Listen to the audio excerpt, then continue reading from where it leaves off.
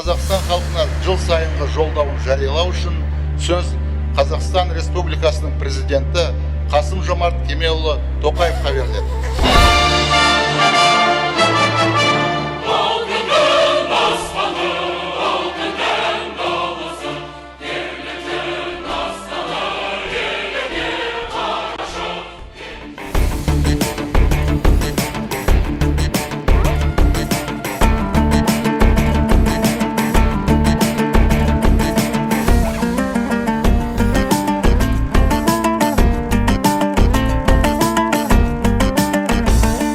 Бүгінгі президенттің жолдауы қоғам өмірінің барлық саласын қамтыған, қоғам өміріндегі әлеуметтік те, экономикалық та мәселелерді қамтыған үлкен жолдау болып табылады. Атом электростанциясын салу деген мәселені президенттің жаңа өзінің жолдауында баса атап өтті. Өйткені бұл мәселе қоғамның назарында көптен бері жүрген мәселе. Энергия тапшылығы орын алып отырғандықтан атом электростанциясын салуға қоғам тарапынан әрине қарсылық та бар, бірақ оның қажеттілігін жаңа президентіміз өте баса атап өтті. Сондықтан қоғамдық талқылаудан өтіп бұл референдум болу керектігін айтып өтті. Яғни осы референдум арқылы қоғам өзінің азаматтық қоғам екенінде көрсете алады деп есептеймін. Одан кейінгі тағы да бір айтып өткен мәселесі инфрақұрылым мәселесі. Бұл да қоғамдағы үлкен өзекті мәселелердің бірі. Инфрақұрылымды дамыту мәселесін атап өткендігі, оның біз экономика саласында жүрген ғалым ретінде бұл инфрақұрылымға инвестиция тарту мәселесін атап өткендігі әрине қуантады. Бұл инфрақұрылымды дамыту экономикаға да зор серпіліс береді деп есептеймін. Қазақстан Республикасының осы президентінің жолдауын халық өте көп күтеді, көптеген мәселелер көтеріледі, әсіресе экономикада, ауыл шаруашылығында, білімде, ғылымда, енді бүгінгі жолдауда да үлкен көп мәселе көтеріліп жатыр.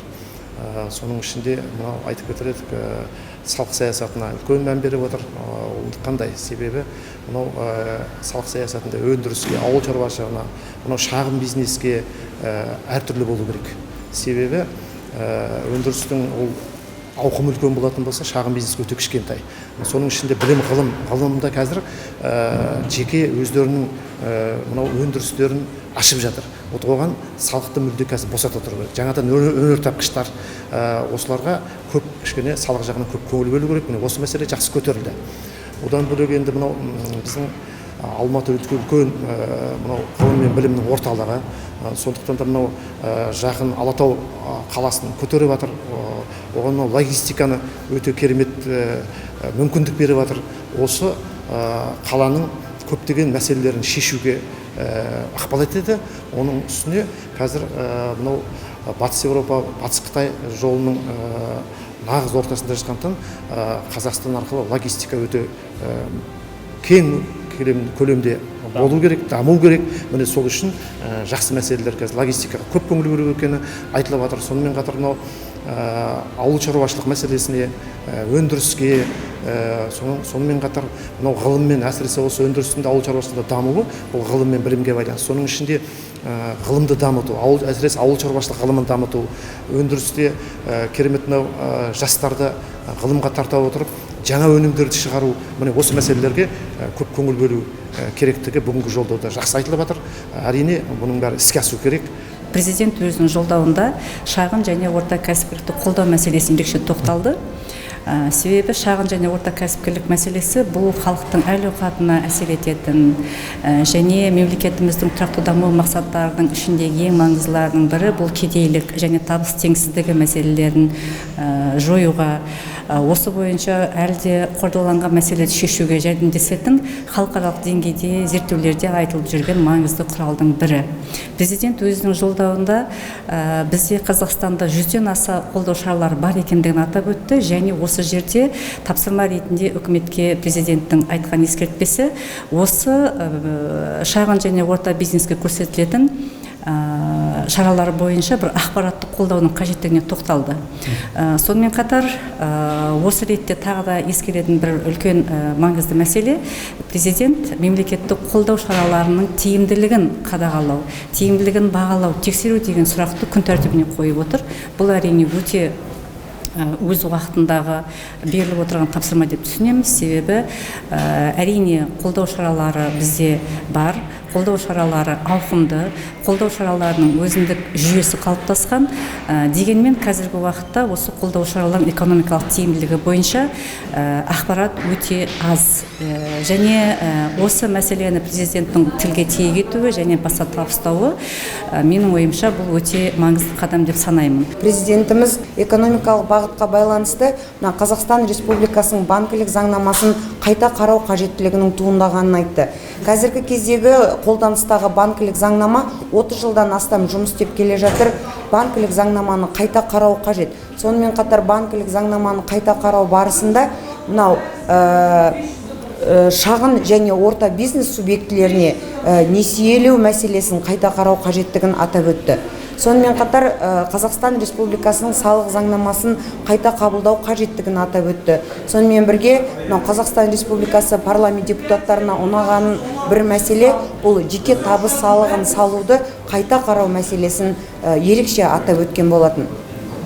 Сонымен қатар біздің Қазақстан Республикасы президенті қоршаған ортаны қорғау мәселесіне ерекше тоқталды. Қоршаған ортаны қорғау саласындағы құқық бұзушылықтардың көп жағдайда латентті түрде болып қалуына байланысты, ол құқық бұзушылықтарды ашуға байланысты, осы қоршаған ортаны қорғау саласындағы заңнаманы бұзушылықтардың алдын алуға байланысты өте көптеген ұсыныстар айтты. Сонымен қатар қазіргі кездегі өте күрделі мәселе болып тұрған су қауіпсіздігін ерекше атап өтті. Қазіргі кезде су қауіпсіздігі ең бірінші мәселе ретінде қарастырылып тұр. Сол себептен су заңнамасын қайта қарау қажеттігі, сонымен бірге халықты ауыз сумен қамтамасыз ету мәселесін реттейтін заңнаманы қайта қарау қажеттігі және осы саладағы қатынастарды реттеуге бағытталған заңнаманы қабылдау қажеттігін атап өтті. Соңғы жылдары президентіміздің қолдауымен білімге, ғылымға үлкен көңіл бөлінуде. Біздерді, жас ғалымдарды, оқытушыларды бұл өте қуантады. Енді біз өзге мемлекет секілді дамыған мемлекетке айналғымыз келсе, осы ғылымға үлкен көңіл бөлуіміз керек. Осы жолда президентіміздің бастамаларын біз қолдаймыз. Президентіміз 2025 жылды жұмысшы мамандықтар жылы деп атады. Яғни ол осы жұмысшы мамандықтарына біздің жас буындарымызды тартады деп сенеміз, және жұмысшы мамандары көбейеді деген үміттеміз. Менің бұл жолдардан түсінгенім, президент біздің Қазақстанның халқының өміріне, әлеуметтік жағдайына тікелей араласады, және де біздің барлық мәселелеріміздің барлығын білетінін түсіндік. Өйткені Қазақстандағы болып жатқан әрбір проблемаға жеке тоқталып, олардың шешімдерін айтып, және де оларды шешу керектігін міндетті түрде тапсырма ретінде берген болатын.